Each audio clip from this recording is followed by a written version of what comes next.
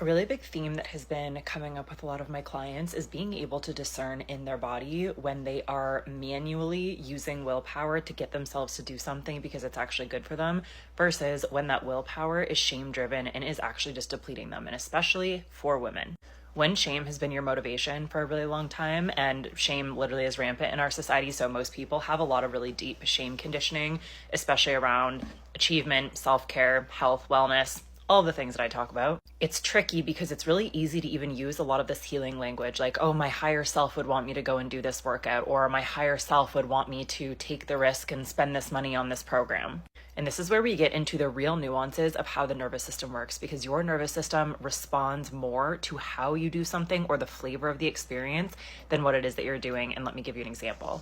There is an old version of me, and then there's the current version of me that can go to the gym and do the exact same workout. And I still do this. And the old version of me would go to the gym from this place of trying to play not to lose. So I want to go to the gym so that I don't feel ugly. I want to go to the gym so that I felt like I would earn the meal that I was going to eat after. And there was a deep dread and hypervigilance that was shame that was driving the flavor of this experience of going to the gym, and then it never felt like it was enough.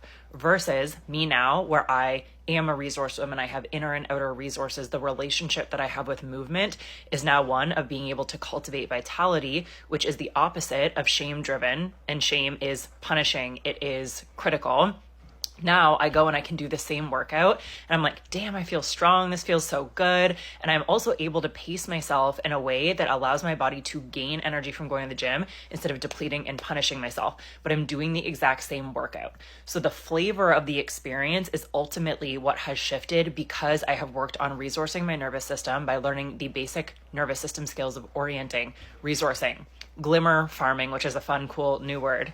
Working with proprioception, for example, that's one of my favorite things to work with that actually helps people feel what it is like to be in connection with their body, because a lot of people that have been doing nervous system and healing work have unconsciously still been doing it from a place of intellectualizing.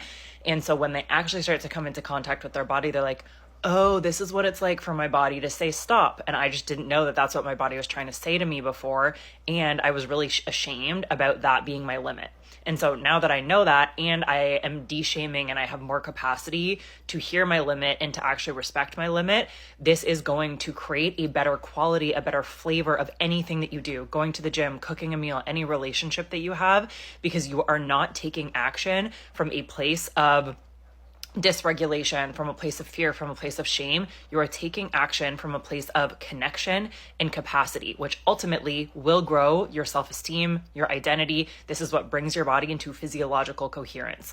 And all of this sounds so amazing. And truly, you do have to start with the basics. You have to start at the beginning. You have to start with learning how your nervous system works. You have to start with orienting, resourcing, finding glimmers. Then you have to embark on shadow work and de-shaming as the foundations for regulating your nervous system.